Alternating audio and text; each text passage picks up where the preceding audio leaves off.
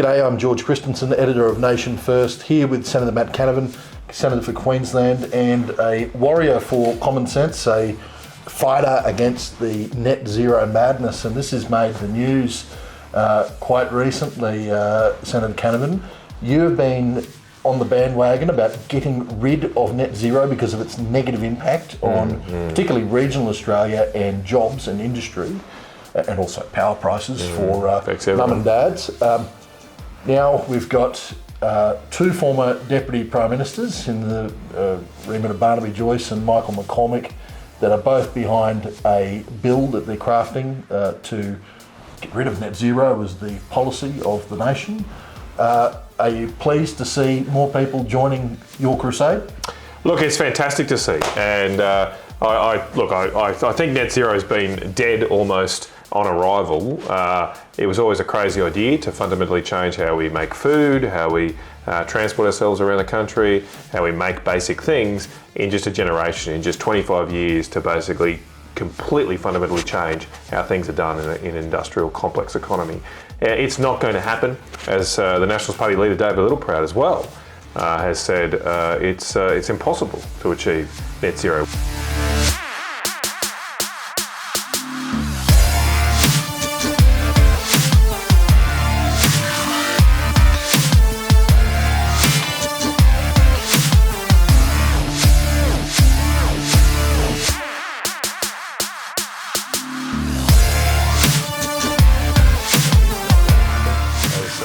Party leader David Littleproud as well has said it's impossible to achieve net zero, which does raise the question, why are we trying to do the impossible? Because it is costing our country a fortune to try that. It's costing average Australian families a fortune in higher electricity bills. That is flowing through to higher food prices, higher prices for everything.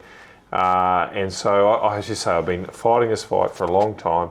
I thought this day would come, but I think finally we're at a cusp here of overturning this policy in one of the major political parties.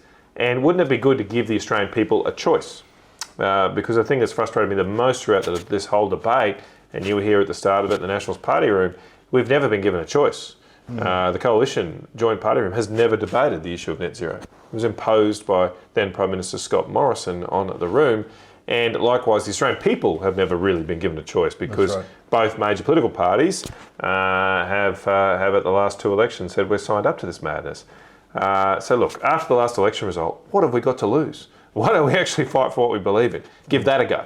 I think it will be more successful than trying to trick people to think that we support something when we really don't. So you're quite optimistic. You think that the Liberal National Coalition will end its policy support? Look, I've seen this movie before. You can see the drums beating. I realise there are people with different views in our party, but the fact that we haven't had a debate, George, indicates that those people that support net zero are afraid of the Joint Party room. Yeah. I mean, if they thought they had a majority in the Joint Party room, they'd be bringing on the debate, right? Yeah. So they could enshrine it as part of our policy and give themselves stronger cover to argue for it and push back against the two former Deputy Prime Ministers saying this.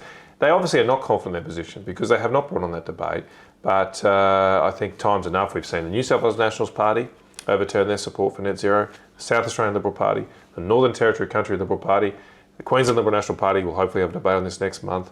The tide is turning. And keep in mind, the other aspect here that goes unremarked in our small little island in the South Seas, we are now the only centre-right party in the Western world, in the English-speaking world, that supports net zero. Yeah, right. The British Conservatives have dropped it. Yep. The Canadians were never there. The Republicans in America were never there. New Zealand government, National Party government's dropped it.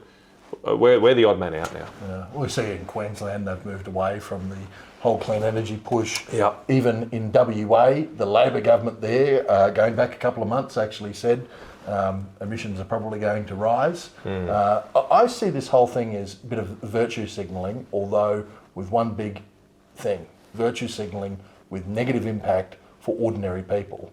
But the reality is there going to be any change? I mean, Labor talk the talk, but they've approved, and good on them, gas projects, expansion of gas projects. They've approved coal mines, and expansion of coal mines at a federal level. So you're not really serious. It's virtue signalling, but it's virtue signalling with direct impacts on mum and dads, principally through energy policy? Would that Yeah, be look, right? I mean, I think we probably need to have an election before things get better here. The Labor Party are unlikely to drop this commitment. Keep in mind, though, there have been real impacts of the commitment since we signed up to net zero. We've lost 3 major industries: the urea industry, Yep. most important fertiliser to grow food; the nickel industry, as Indonesia expanded their nickel supply, funded and financed by coal-fired power, and we lost the plastics industry as well. We can't make plastics from scratch now in this country. So these have been a major impacts, and it's potentially going to get worse unless it's turned around. I do agree with you. I mean, if we put pressure, if we give the Australian people that binary choice, it will probably force the Labor government to even be better. Yep. And while I don't expect them to drop their commitment to net zero, they may put on the back burner the serious implementation of it. That would be a win, but the ultimate win for us would be to win an election on this issue and get back to... I mean, I don't just want to accept that Australia has to live with the highest power prices in the world. I don't want to accept that we cannot make things in this country anymore. Dropping net zero is just the start. It's the start of returning this country to a period of energy abundance, when we use all our energy resources, including renewables, but we use all our energy resources to supercharge the Australian economy, to bring back some forms of manufacturing which we are good at and can compete at, and create a new renaissance for Australian manufacturing, for good jobs, for often union jobs. Let's face it, I'm working with the Australian Workers' Union right now to try and save copper smelters and aluminium smelters because they're going out the back door under net zero, and I don't want to see that happen. Will you put up Barnaby's bill in the Senate? I do plan to, yes. I'm letting him have the spotlight this week. When he told me about it, it's like one of those things where you say, why didn't I think of that? But he thought of it, so I'll give him the credit. He's doing a great job, and yeah, at some point I'll probably do the same in the Senate. Excellent. Well, thank you very much, Senator you, Matt George. Canavan, and continue your crusade against Thanks, these mate. You too. Thanks, mate.